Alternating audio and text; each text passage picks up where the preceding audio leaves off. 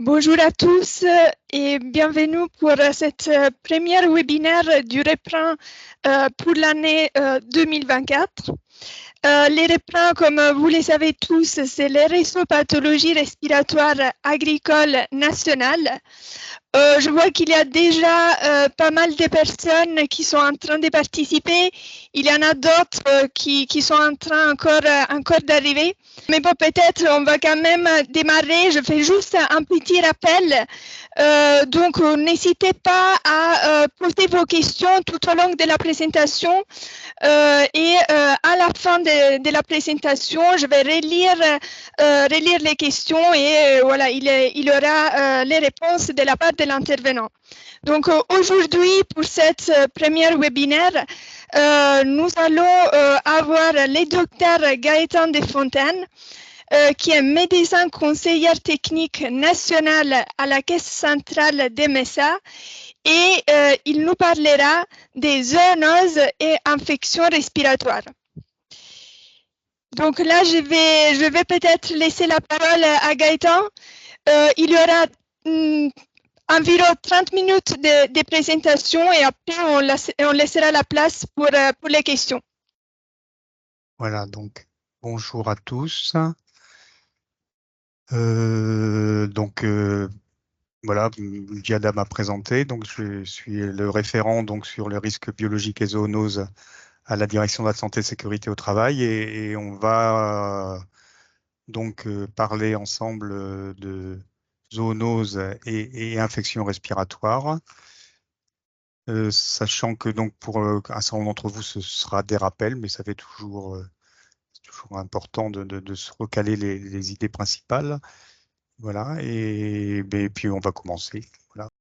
Donc dans le cadre du reprend, effectivement, on va parler de pathologie respiratoire et ici on va s'appesantir donc sur en quoi donc ces pathologies respiratoires agricoles peuvent être liées aussi à des phénomènes infectieux et notamment liées à la transmission d'agents infectieux venant des animaux. Voilà, et donc on reprendra quelques définitions de base, quelques rappels sur notamment la chaîne de transmission pour bien, enfin les idées seront assez simples, donc au niveau, il me paraît important de reprendre les choses vraiment à la base pour que dans nos missions et au niveau pratique, voilà, on ne se perde pas en conjoncture forcément scientifique, mais on ait des repères bien précis pour pouvoir appréhender les situations. Je citerai 3 exemples de types d'infections qui peuvent toucher les poumons et puis en quelques rapides rappels de prévention, là aussi sur des choses qui sont bien connues, mais qui est toujours important de rappeler justement par rapport à cette approche pratique de notre métier, voilà, et pour pouvoir avoir les idées claires et pas se perdre en conjoncture parfois et des débats voilà, complexes, alors que finalement, il peut remettre à plat des choses simples et les concepts simples. Voilà, je rentre dans le sujet. J'essaye de voir comment ça se déroule. Voilà, donc je reprends et voilà, vous connaissez sûrement cette définition, mais c'est important de savoir de quoi on parle. Donc, si on parle de zoonose, on parlera de maladies et surtout d'infections. Donc, l'acteur, c'est l'agent infectieux, agent infectieux qui se transmet naturellement des animaux vertébrés à l'homme et vice-versa. Donc, je rappelle donc dans cette définition de 2 éléments importants. D'abord, on parle d'animaux vertébrés, c'est pour bien distinguer le rôle éventuellement des vecteurs. Dans les maladies vectorielles, une maladie comme la borréliose de Lyme, ou une maladie comme la fièvre de West Nile, ça se transmet par un vecteur, mais le réservoir, l'origine de l'agent infectieux, c'est l'animal qui a été piqué initialement par le vecteur. Ça implique donc, enfin, les zoonoses, donc c'est un concept extrêmement large, un concept extrêmement pratique. Voilà, il y a des cycles de zoonoses, voilà, qui peuvent être vectoriels. On l'a vu et on le reverra juste après. Donc, ça regroupe des entités médicales assez différentes en termes de transmission, mais qui se recoupent autour finalement d'un type d'approche, notamment dans 2 dimensions, c'est-à-dire que Il y a une communauté de mise en œuvre des mesures de prévention et de contrôle justement par rapport à cet enchaînement, voilà, du réservoir vers la personne qui est susceptible d'être infectée et le fait que finalement on se trouve à la conjonction des problématiques de santé humaine, de santé animale et ce qu'on appelle la santé environnementale, voilà, concept à discuter éventuellement. Voilà, mais en tout cas, à l'intersection finalement de l'humain et de son environnement, et notamment des animaux qui s'y trouvent, autour donc de cette idée, de ce concept voilà, qui est porteur en termes de santé publique, qui est ce qu'on appelle le One Health, une seule santé.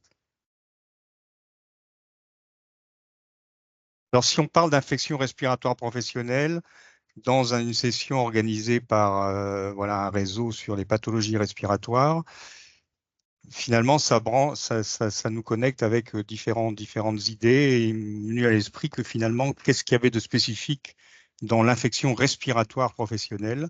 Voilà, finalement, l'enjeu des zoonoses et des infections professionnelles, c'est d'abord l'agent infectieux qui, d'aventure, pourra infecter les poumons, mais disons que le maître mot, c'est l'infection qui se fixera selon l'agent infectieux, selon l'évolution, sur les poumons et avec une symptomatologie pulmonaire, sachant que l'infection, quoi qu'il en soit, c'est la diffusion d'un virus ou d'une bactérie, voire d'un parasite sur l'ensemble de l'organisme. Donc, on peut parler d'infection à tropisme bronchopulmonaire. On pourra aussi, et il faudra distinguer, et à la fois ça se recoupe, des infections à transmission respiratoire, mais c'est-à-dire qu'ils se transmettent, voilà, où la contamination se fait par inhalation, voire par contact au niveau des voies aériennes supérieures, en transmission ORL, au niveau des muqueuses ORL, qui pourra s'exprimer soit sur des symptômes bronchopulmonaires, mais aussi parfois sur des pathologies qui n'ont pas du tout d'expression bronchopulmonaire. Si on prend les infections à hantavirus, par exemple, qui se transmettent essentiellement par des contacts muqueux, notamment ORL et par inhalation, les manifestations cliniques seront la fièvre et un certain nombre de symptômes, notamment rénaux, et pas du tout d'expression au niveau respiratoire.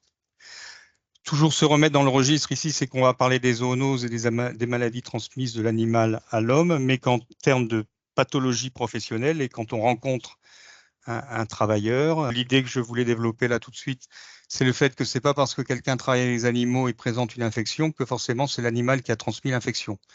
Et on verra juste après, au niveau de la réflexion, la problématique, le danger, ce n'est pas l'animal, mais le danger, c'est l'agent infectieux.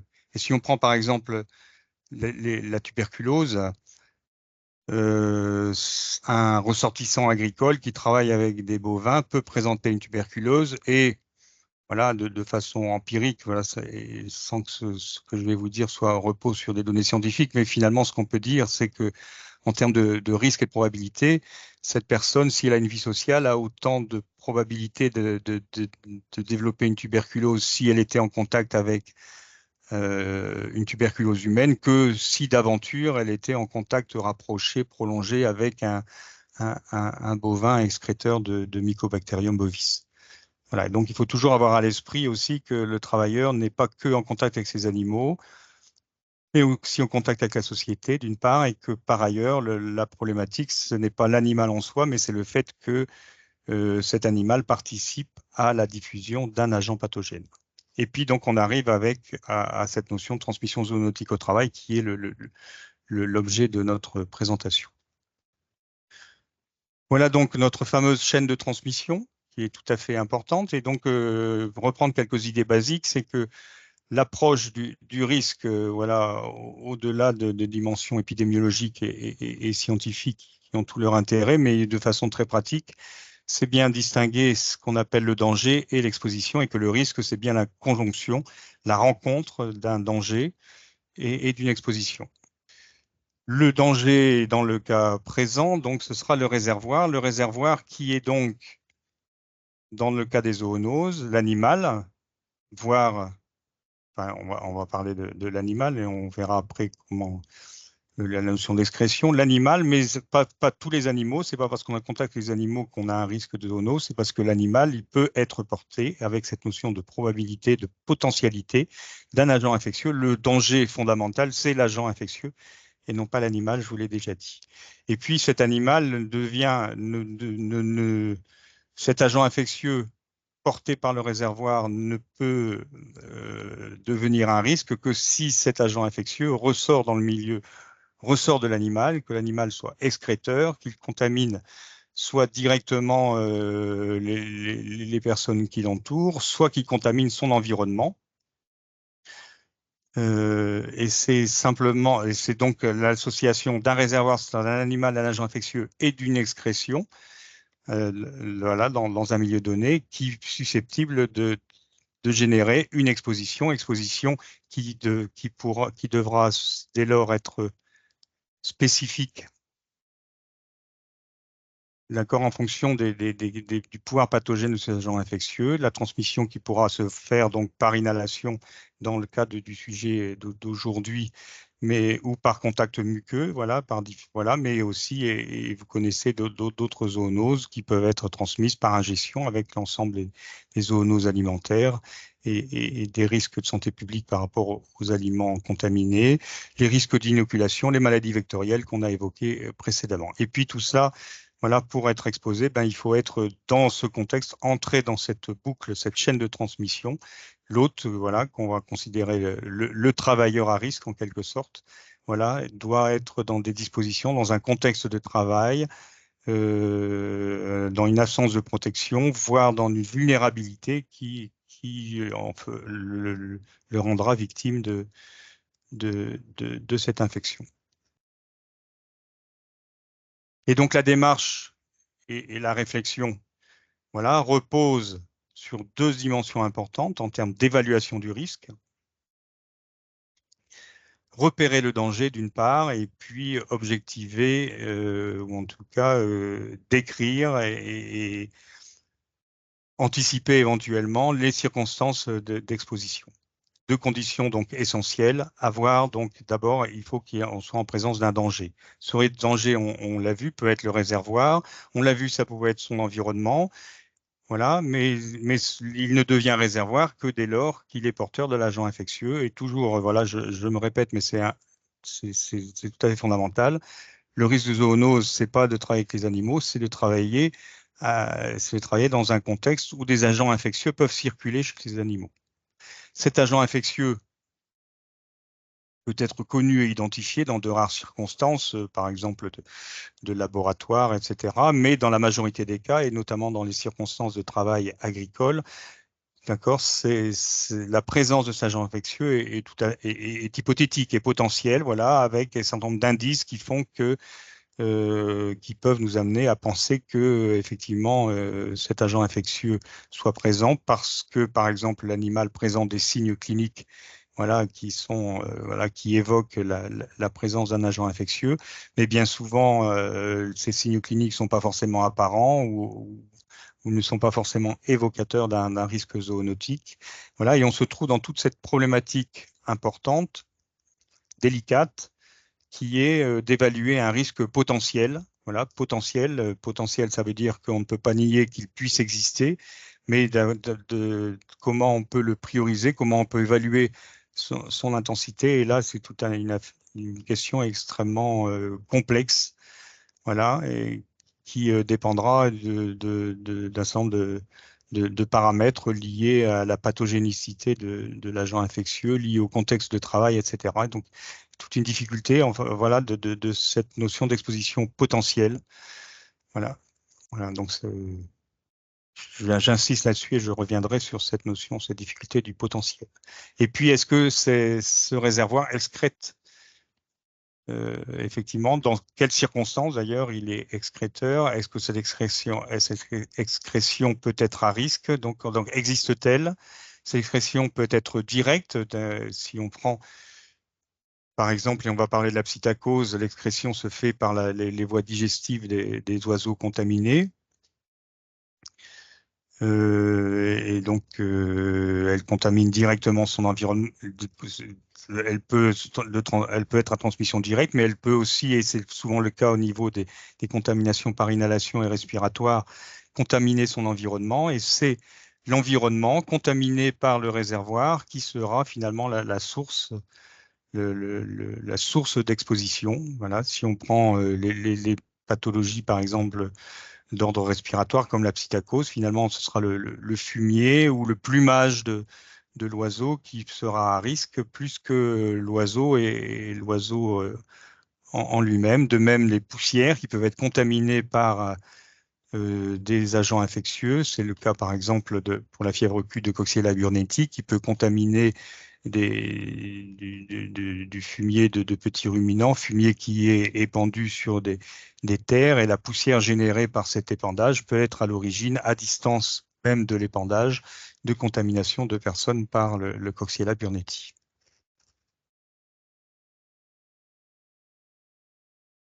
Donc repérer l'exposition, et de là toute la difficulté de cette notion de potentiel qui suscite, je reviens dessus, mais qui suscite énormément de questions, et notamment en termes de risque, mais parfois aussi en termes administratifs, par rapport notamment à les nombreuses questions qui peuvent se poser sur le suivi en suivi individuel renforcé, voilà, lié à des expositions à des agents de groupe 3 ou groupe 4, des agents pathogènes de groupe 3 ou groupe 4.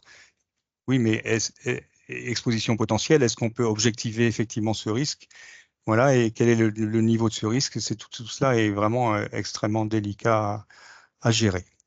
D'autant que ce mode d'exposition est en fonction de l'agent infectieux, le risque sera différent en fonction du mode de transmission qui est spécifique à certains agents infectieux. Si on prend des bactéries comme les Leptospira interrogans, elles ne se transmettront pas par voie respiratoire, elles se transmettront uniquement par voie cutanée ou muqueuse. Et donc, des agents infectieux, un agent infectieux donné dans un contexte donné ne sera pas à risque et pourra être à risque dans un autre contexte.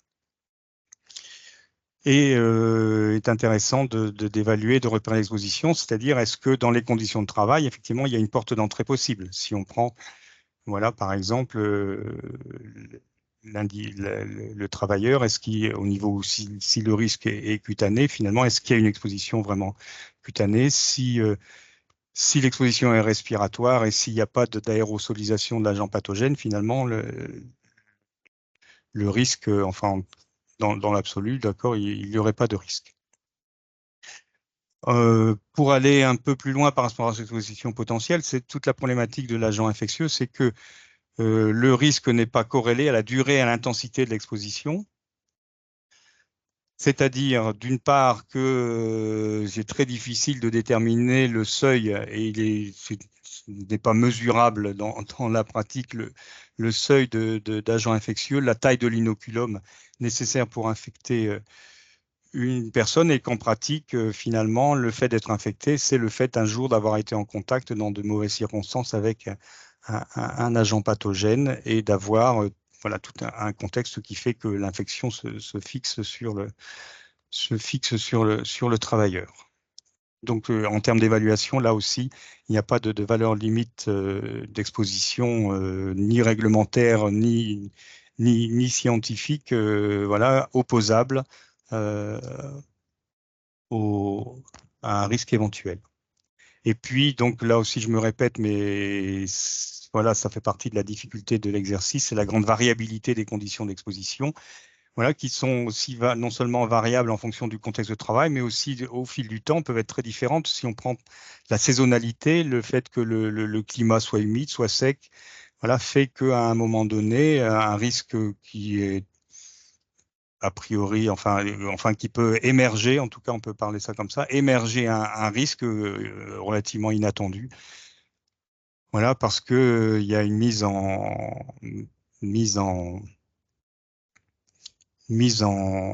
aérosolisation, enfin en aérosol ou en poussière, la diffusion de poussière par exemple par rapport à un contexte de sécheresse.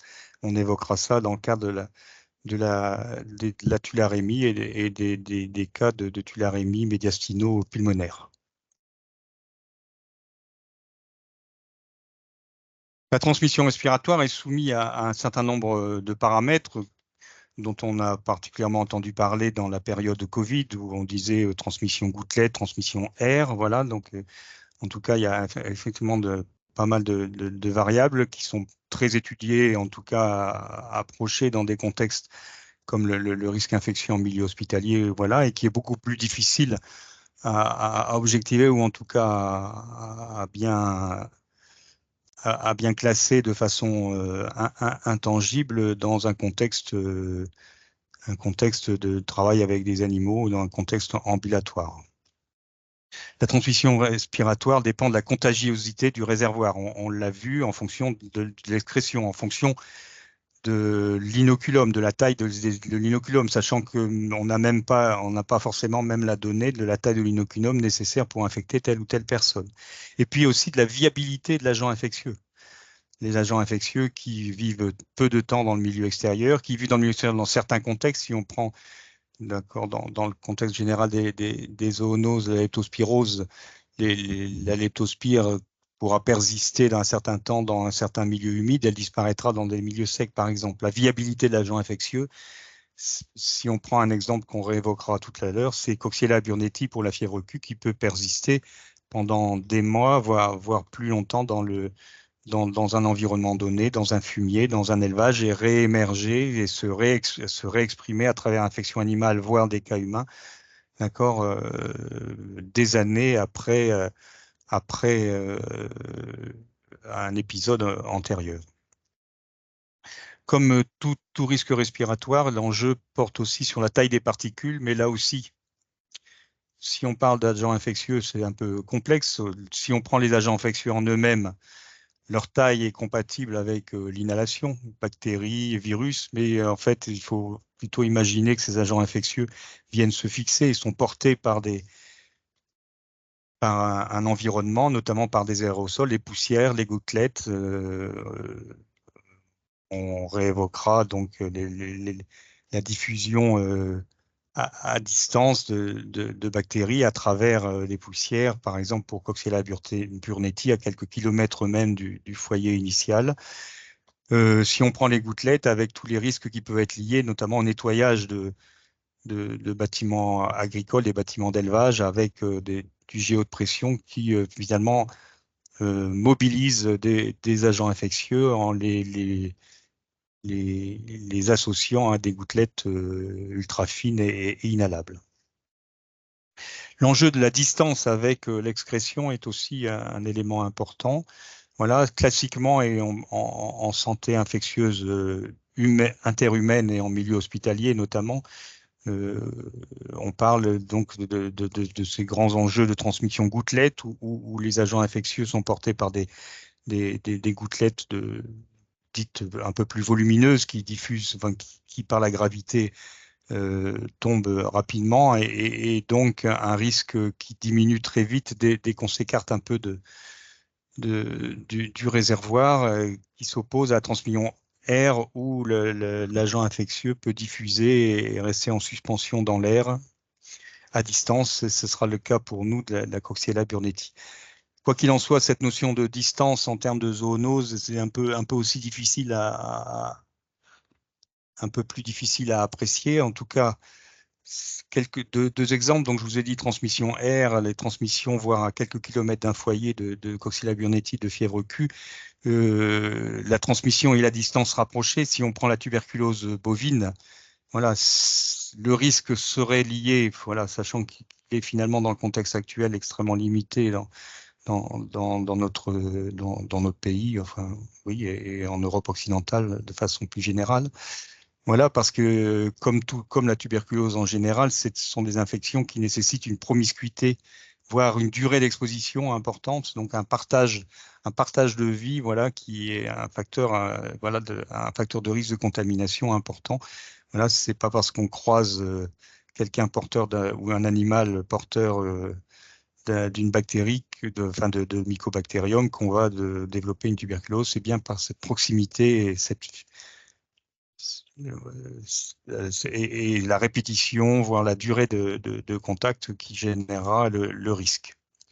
tous les enjeux autour de la circulation et des mouvements d'air, espace ouvert, confiné, ventilé, qui déterminent, comme d'ailleurs pour d'autres risques respiratoires, des enjeux en termes de concentration, d'exposition et de risque. La protection des personnes, l'immunité, on a vu aussi en termes enfin que toute personne n'est pas aussi vulnérable, enfin la vulnérabilité d'une personne n'est pas la même, enfin la vulnérabilité n'est pas la même d'une personne à l'autre, voilà, en fonction de son immunité, en fonction aussi des états physiologiques. On pourrait évoquer la grossesse par exemple, et même de façon générale et en dehors de troubles de l'immunité, tout à chacun peut avoir voilà, des, des fragilités, même immunitaires, voilà, qui sont sans être un déficit immunitaire, qui font que à un moment donné, pendant un certain temps, il y a une vulnérabilité relative qui fait que telle personne aura des symptômes de telle ou telle infection et d'autres finalement seront soit non contaminés, soit seront infectés, mais de façon quasi asymptomatique. La caractéristique, enfin en tout cas caractéristique, une spécifique, comment dire, un enjeu fort en tout cas en termes de maladies infectieuses, notamment des zoonoses, c'est que finalement les signes cliniques, les points d'appel, et là je parle pour la santé humaine, mais on pourrait l'évoquer aussi pour un certain nombre de pathologies animales, en tout cas les signes cliniques qui pourront aider au diagnostic sont absolument non spécifiques, ni pour le patient d'ailleurs, ni pour le médecin. Et qu'un médecin généraliste qui voit quelqu'un arriver pour de la fièvre et de la toux ne va pas évoquer, enfin, de façon probabiliste, va évoquer des infections respiratoires saisonnières et autres, voilà, et, et donc toute la difficulté de repérage clinique. Cette non-spécificité, voilà, s'associe enfin en tout cas, engage à interroger et à voir interroger le patient et de voir un petit peu l'histoire de ces symptômes. Et notamment, et ce qui est important, et j'insiste, et j'ai souligné la notion d'incubation, c'est-à-dire que finalement, ce qui va s'exprimer à un moment donné, correspond à une exposition qui remonte, bien sûr, à quelques jours, voire quelques semaines, voilà, suivant les types d'agents infectieux. Voilà, et il faut pouvoir s'astreindre, en tout cas,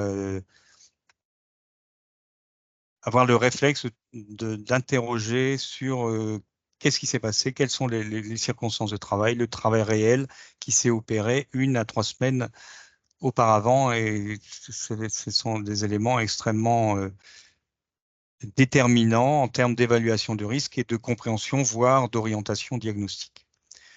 Si on prend aussi les signes non spécifiques de ce type, c'est de se dire, notamment dans une situation de travail, inhalation, c'est-à-dire donc finalement une exposition d'ambiance par rapport à le fait que plusieurs personnes peuvent respirer finalement le même air, travailler dans le même local, dans le même contexte, et notamment dans ces zoonoses respiratoires, de s'interroger sur la notion de cas groupés. Alors, le fait qu'il y ait plusieurs cas est déjà un élément évocateur, et si on a une suspicion sur un cas, finalement, de se demander si finalement, dans l'entourage, il n'y a pas eu d'autres cas, plus ou moins symptomatiques. En tout cas, voilà, c'est à la fois un élément qui peut orienter le diagnostic, ou en tout cas orienter la démarche. Voilà, et aussi une dimension qui permet aussi d'aller appréhender et faire de la prévention, non pas sur une situation individuelle, mais sur tout un contexte collectif de travail. Je voulais insister notamment dans les signes non spécifiques aussi sur un diagnostic différentiel, et notamment en milieu respiratoire. Vous avez, enfin, dans le cas des webinaires et des formations, on évoque volontiers deux situations professionnelles que sont les pneumopathies d'hypersensibilité, le fameux poumon du fermier, ou les organic dust toxic syndrome, hein, les syndromes des poussières organiques toxiques, syndrome toxique des poussières organiques, qui finalement, quand elles se manifestent, et notamment, et je peux citer un exemple au niveau du syndrome des poussières organiques toxiques, se manifestent finalement par, en dehors d'une situation de travail, voilà, par un épisode de fièvre et de toux, voilà, parfois groupés, des cas groupés. Et c'est le cas récent qui a été décrit par des collègues nous ont transmis des collègues de personnes qui ont travaillé sur en coopérative dans des silos de maïs qui avaient un peu fermenté, enfin un peu moisi, qui avaient manipulé, voilà, et qui, enfin voilà, a posteriori, on a refait le lien, voilà, mais qui en fait se sont trouvés dans la soirée ou voilà, enfin en tout cas quelques heures après la situation de travail, dans un tableau fébrile de fièvre et de tout, posant un problème de diagnostic différentiel, amenant à des consultations aux urgences hospitalières. Voilà, et finalement, c'est bien le contexte de travail et la clinique toute seule, voilà, en dehors d'examens complémentaires, finalement, n'est vraiment pas spécifique et c'est vraiment l'interrogatoire qui permettra d'évoquer euh, les, les, les éléments d'exposition qui ont pu amener à ces pathologies. Et on le verra par la suite, si on parlera de psittacose et de fièvre Q, on verra que finalement on se trouve devant une situation de fièvre éventuellement et de signes respiratoires et voilà, les éléments cliniques sont vraiment non spécifiques. Donc voilà sur cette image que vous connaissez parce que c'est une image que j'utilise aussi dans les cours à l'INMA. Voilà, c'est cette notion que pour un clinicien, chez un professionnel au contact direct, indirect avec les animaux, voilà, toujours évoquer systématiquement l'hypothèse d'une zoonose, non pas l'affirmation, mais l'hypothèse. Et je vous ai dit aussi précédemment que c'est pas parce qu'on travaille avec les animaux qu'on était forcément infecté par les animaux et qu'on pouvait avoir aussi une infection liée à la vie sociale, en quelque sorte. Et puis, pour le travailleur, et là, c'est un message que l'on peut porter, nous, à travers les rencontres que l'on fait avec les salariés, voire les non-salariés aussi, qu'on est amené à rencontrer dans certaines circonstances, voilà, de toujours orienter, ou en tout cas, non pas orienter, mais signaler aux soignants le fait qu'on puisse être exposé à un contexte professionnel particulier, notamment environnemental ou animal, permettra aux cliniciens voilà, d'évoquer cette hypothèse diagnostique parmi l'ensemble des hypothèses à évoquer. Voilà, donc c'est généralité. Je ne sais pas au niveau temps, ça avance vite. Voilà, donc quelques mots sur l'ornithose psittacose. Je vous rappelle que en fait, ces termes définissent la même pathologie. Qu'en santé animale, on parle plutôt de chlamydiose aviaire. Voilà, et que cette infection est liée à une bactérie intracellulaire obligatoire, c'est important par rapport à la prise en charge thérapeutique liée à une chlamydiale qui est la chlamydia psittaci. Chlamydia psittaci, seul chlamydia psittaci, un réservoir animal dans le cadre de la famille donc des chlamydia. Les réservoirs, donc on revient dessus, donc ce sont les oiseaux de façon générale et essentiellement, et les grosses situations problématiques, c'est surtout les élevages de canards, accessoirement les pigeons et puis tout le groupe des psittacidés, perruches et perroquets, sachant que la bactérie se trouve dans le tube digestif de ces animaux et que ces animaux contaminent l'ensemble de leur environnement et le contaminent d'autant plus qu'elles peuvent être parfois stressées ou voilà, et sécréter encore plus la bactérie dans leur environnement. La transmission se fait par inhalation, et essentiellement par inhalation, rarement par proximité directe, sachant qu'il est difficile de faire la différence entre la proximité et l'inhalation de l'environnement. Voilà, à la fois, donc enfin, c'est à la fois contaminé, donc l'oiseau en lui-même, qui contamine son plumage éventuellement, mais aussi voilà, toutes les, les, les, les produits résultant de l'élevage, que ce soit les fumiers, aussi les récoltes de plumage, etc. Il n'y a pas de transmission par ingestion et les cas de transmission interhumaine sont exceptionnels. Alors au niveau épidémiologique, donc en fait les données en France sont assez limitées parce que ce n'est plus une maladie à déclaration obligatoire et comme on le verra, le diagnostic spécifique, la confirmation diagnostique est complexe. En termes de maladies professionnelles, il y en a à peu près deux reconnus par an au régime agricole, ce qui n'est pas du tout évocateur. On peut se référer éventuellement aux données de pays où l'ornithopsytacose à déclaration obligatoire. On retrouve donc des situations, donc vous voyez, par an dans ce contexte-là. Voilà, quelques dizaines de cas dans des pays comparables aux nôtres, avec une petite alerte tout à fait récente au niveau de l'OMS sur le fait que dans ces pays comme le Danemark, l'Allemagne ou la Suède, où ces derniers mois, ces derniers trimestres, en fait, il y aurait plutôt une tendance à l'augmentation du nombre de cas déclarés. Peut-être donc une petite vigilance à avoir actuellement par rapport à ça, sachant qu'il n'y a pas d'alerte à proprement parler, simplement une vigilance. La notion de cas groupés est aussi importante à voir. Donc, dans la littérature, notamment sur le site de Santé publique France, il y a plusieurs études qui rapportent donc des cas groupés en élevage avicole, voilà, en abattoir de volailles, avec aussi des décès, voilà, sur des pneumopathies, des complications de pneumopathie mortelles. Notion de couvoir et une histoire voilà, qui a défrayé la chronique autour d'une bourse aux oiseaux dans les Pays de Loire. Et puis, je vous ai mis dans la diaporama un exemple cité, exploré en 2013 par Santé publique France, donc, dont 8 cas donc, de psychacose parmi 15 femmes impliquées dans l'éviscération de poulets dans une ferme avicole. Donc, on est en plein dans des activités qui nous concernent. Voilà, tous ces gens ont été pris en charge. Voilà, et ont pu, voilà, l'évolution a été favorable. Et si on analyse l'exposition, en fait, il semblerait donc que les poulets étaient contaminés par des lots de canards, qui est le croisement de l'eau de poulet et de l'eau de canard, et une rotation importante et répétée entre ces différents lots. Voilà. Et puis, par rapport à l'activité, donc la notion d'éviscération et de plumage, notamment, il a été signalé aussi que finalement les personnes concernées étaient plus enfin, les personnes affectées avaient été exploitées de façon plus importante au déplumage des oiseaux.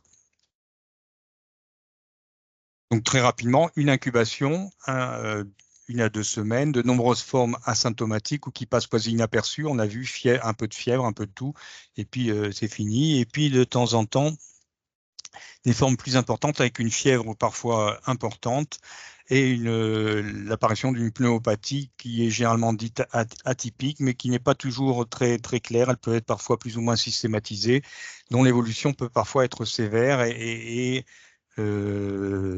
voire mortelle, voilà, notamment si la prise en charge n'est pas rapide. Les manifestations extrapulmonaires, notamment l'adénopathie et conjonctivite, sont fréquentes, et puis des complications systémiques, notamment dans les formes sévères, qui sont présentes. Le traitement, voilà, donc bah, les antibiotiques classiques type pénicilline ne sont pas efficaces, on va résumer ça comme ça, voilà, ou très partiellement efficaces. L'antibiotique de choix, ce sont les cyclines avec une action intracellulaire. Voilà, et sachant qu'en l'absence de traitement, dans un certain nombre de séries, voilà, on retrouve une létalité relativement importante. Quoi qu'il en soit, ces infections, lorsqu'elles sont cognées, impliquent une convalescence prolongée. Voilà, donc c'est une infection qui peut être cognée, voire mortelle. Le diagnostic repose sur la clinique et le contact avec les oiseaux. Voilà, et c'est tout à fait fondamental parce que la recherche des anticorps, outre le fait que le diagnostic, que l'apparition d'anticorps est toujours un peu retardée, mais elle est vraiment non spécifique. Il y a beaucoup de faux positifs et de faux négatifs, et ce n'est pas parce qu'une sérologie, même a posteriori, est négative qu'il ne s'agit pas d'une psittacose. De plus, on pourrait en période aiguë faire des recherches type PCR, des recherches sur l'ADN bactérien. Mais en fait, ce sont des tests peu utilisés parce que peu disponibles, voilà, peu pratiqués. Le diagnostic de certitude est donc difficile.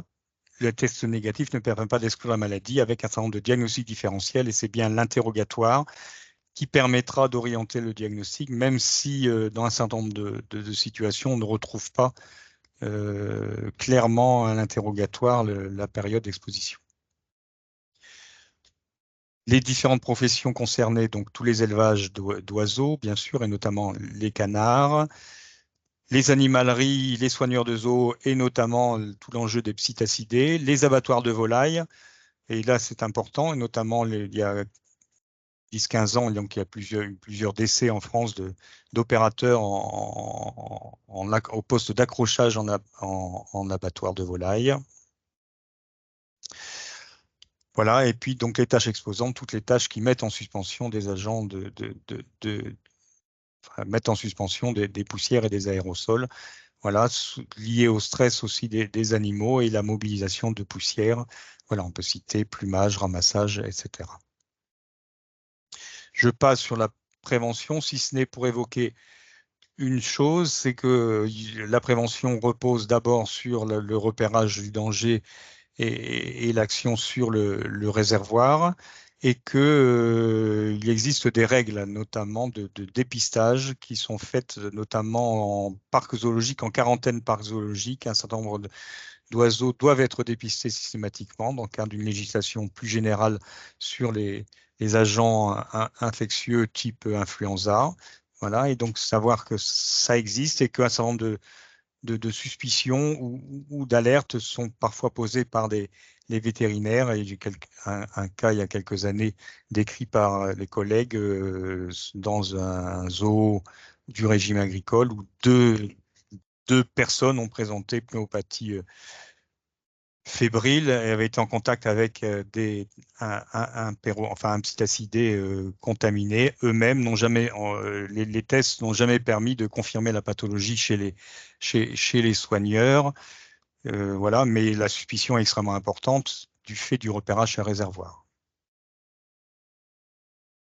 Et puis les protections classiques, voilà, je ne reviens pas sur les mesures de prévention, sur le risque respiratoire, toujours en mettant en avant donc les mesures de prévention collective, voilà, sur l'organisation du travail et les mesures collectives qui sont tout à fait essentielles. Vous aurez l'occasion, en revoyant le diaporama, d'avoir les grandes idées, sachant que les protections individuelles essentielles, donc l'hygiène individuelle de façon générale est toujours essentielle, et au cas où ce soit nécessaire, enfin dans certaines circonstances, éventuellement une protection type FFP2.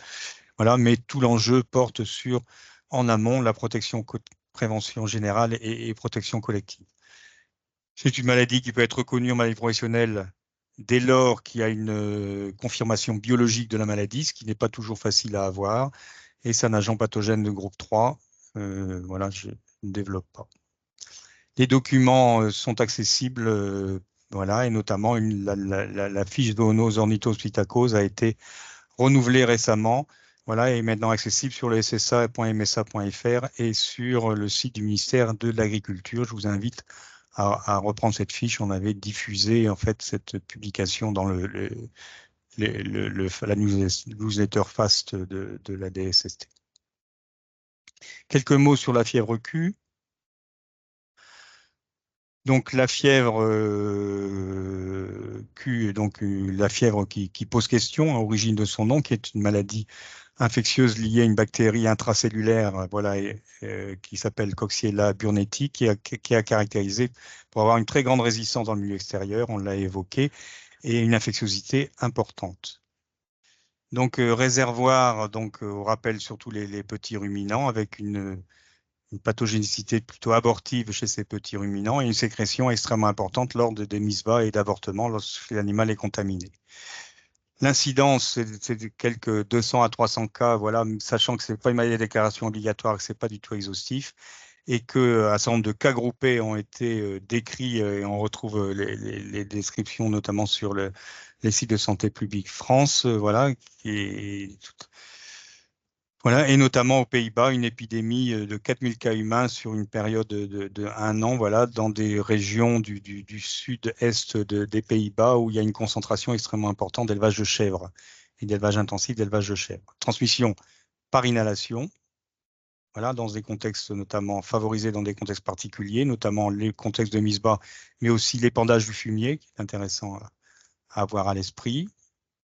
Les tâches, donc facteurs de risque arrivés récents dans l'élevage, enfin, l'inoculum aéroporté, et les gens naïfs, voilà, qui n'ont jamais été exposés aux animaux, ont une susceptibilité plus importante de développer la maladie. Je passe sur cette diapo qui traduit le parallèle entre les vents dominants et les cas de fièvre Q. Pour décrire donc cette maladie, infection 1 à 3, une incubation de 1 à 3 semaines avec une fièvre qui peut se compliquer dans les jours qui suivent d'une pneumopathie atypique, voilà, pas toujours mais possible, et éventuellement de signes hépatiques ou de signes hépatiques plutôt biologiques. Effectivement, et ça sort du domaine biologique, mais il y a un risque dans la fièvre Q aiguë chez la femme enceinte de complications obstétricales, je ne reviens pas dessus. C'est une maladie dont l'évolution clinique est généralement favorable, qui évolue plus rapidement dans la biothérapie prolongée et qui peut se compliquer, notamment chez certaines personnes, de ce qu'on appelle la fièvre Q focalisée persistante, dite fièvre Q chronique, où la bactérie vient se fixer sur des anomalies valvulaires, soit prothétiques ou vasculaires, voilà, et donc qui se manifeste quelques mois après de façon insidieuse, voilà, par un syndrome infectieux profond, au pronostic parfois plus délétère, notamment la situation classique des endocardites à hémoculture négative. Je passe donc, c'est important donc à souligner que donc le traitement est classique avec des antibiotiques qui agissent sur les bactéries intracellulaires, et surtout pour nous dans notre pratique, l'importance de faire des contrôles anticorps, notamment les anticorps de phase 1 à 3 mois et 6 mois, pour repérer après une phase aiguë des personnes qui pourraient développer des formes focalisées persistantes. Je passe sur les femmes enceintes et la prévention. Vous rappelez qu'il y a un certain nombre de documents disponibles, que les références scientifiques se retrouvent sur le Haut Comité de santé publique, recommandations de prise en charge, voilà, et que vous avez aussi la fiche qui est zoonose qui a été actualisée, qui est maintenant en ligne sur le SSA ou sur le site du ministère de l'Agriculture. Enfin, on va parler de tularemie, qui est une infection liée à Francisella tularensis, développement intracellulaire, une virulence extrêmement importante, voilà, et donc peu de bactéries pour être infectées et qui résistent notamment dans le milieu extérieur et notamment au froid. Dont le réservoir naturel sont les petits rongeurs, dont la première victime dans le milieu naturel, ce sont les lièvres, voilà, et que la contamination humaine est souvent liée à des histoires de contact avec des lièvres, et puis qu'un certain nombre de situations sont liées aussi à des piqûres par les tiques, notamment l'Ixodes ricinus. On comprend donc qu'en fait, le rongeur contamine son milieu naturel, et c'est là l'enjeu par rapport aux formes respiratoires. Donc le contact, le mode de transmission, c'est les contacts cutanés, la voie digestive, les piqûres de tiques, on l'a vu, et puis l'inhalation d'aérosols contaminés, voilà, manipulation de fourrure, oui, mais aussi poussière de fourrage, de tonte, de débroussaillage, voilà, et tout l'enjeu, voilà, qui est, en tout cas, d'être vigilant sur ce côté-là, notamment par la recrudescence ces dernières années, notamment dans les régions de l'Ouest, de tularemie et notamment Vendée et Bretagne. Vous reverrez ça sur le diaporama, et donc l'évolution épidémiologique. Je passe sur les expositions professionnelles. La forme classique, c'est la forme cutanéo-ganglionnaire. Donc, on a une incubation assez courte. On a un épisode fébrile. Et puis, classiquement, donc, une petite lésion cutanée, une adénopathie, voilà, qui explique. Et parfois, le diagnostic est fait uniquement sur le diagnostic d'une adénopathie traînante. Et puis, on a donc ces formes pleuromédiastinales qui sont liées à l'inhalation et qui sont en recrudescence ces dernières années. Notamment, vous voyez que donc ça correspond à un tiers des formes de tularémie, c'est les formes médiastino-respiratoires, enfin pulmonaires. Voilà, et notamment en Bretagne, où la moitié des cas diagnostiqués en Bretagne ces dernières années sont médiastino-pulmonaires. Probablement donc des facteurs d'exposition, de débroussaillage, la notion de saison sèche, la notion aussi de pullulation de rongeurs, voire de mortalité chez les rongeurs, qui peut être déterminant dans l'aérosolisation en dehors de contact direct avec le réservoir et à l'origine de cas sporadiques de fièvre Q, excusez-moi, de tularemie médiastino-pulmonaire. Un petit cas clinique que vous reverrez, voilà, avec un scanner où on voit donc l'infection respiratoire. Je ne suis pas spécialiste des scanners, voilà. Et puis on voit cette masse importante au milieu du médiastin qui est en fait un ganglion de tularemie. Je passe sur le diagnostic et sur donc les mesures de prévention. Voilà, sachant que c'est une maladie respiratoire, une maladie professionnel et que c'est un agent biologique dans sa forme européenne, un agent de groupe 2. Très rapidement, vous verrez les diapos, les principes de prévention sont que des rappels.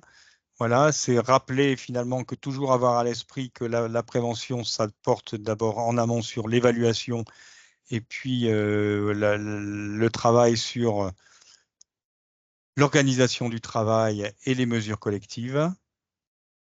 Le but étant de couper la chaîne de transmission. Voilà, et puis donc quelques exemples sur les différents modes de transmission. Sur le contrôle sanitaire des animaux, on retrouve la gestion des déchets par rapport à la porte de sortie notamment, toutes les actions qu'on peut faire en termes de ventilation, de séparation des zones à risque, de mise en quarantaine ou de mise à l'écart des animaux malades, le risque lié aux géos de pression et aux méthodes de balayage. Les méthodes agir sur la porte d'entrée, c'est comment on peut se protéger au niveau collectif ou individuel, et puis agir sur la personne exposée et repérer donc les vulnérabilités, notamment individuelles. Ouais. Là, donc la diapo de conclusion. Pour vous inviter à retourner éventuellement à actualiser vos connaissances sur la fiche de l'INRS ED 6034. Voilà, et vous inviter aussi, si vous ne l'avez pas à l'esprit, à revoir les quelques fiches qui ont été actualisées sur le site du ministère de l'Agriculture et qui sont reprises maintenant sur le ssa.msa.fr. Voilà, merci de votre attention et désolé d'avoir dérapé sur le temps. Merci beaucoup Gaëtan, merci pour cette présentation. Elle était très claire, très pédagogique.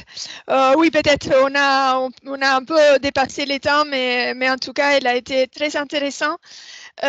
Donc, même si on est vraiment très en retard, je propose quand même qu'on laisse quelques minutes au moins pour pouvoir répondre à quelques-unes des questions. Et ensuite, si vous avez d'autres questions ou peut-être pour les autres questions, n'hésitez pas à nous les envoyer, même par mail, et on fera en sorte de les faire avoir à Gaëtan et de pouvoir vous donner une réponse par la suite. Donc, on avait une première question, c'était pouvez-vous préciser la différence, s'il y en a une, entre tuberculose et tuberculose bovine? Alors, la tuberculose, c'est une maladie liée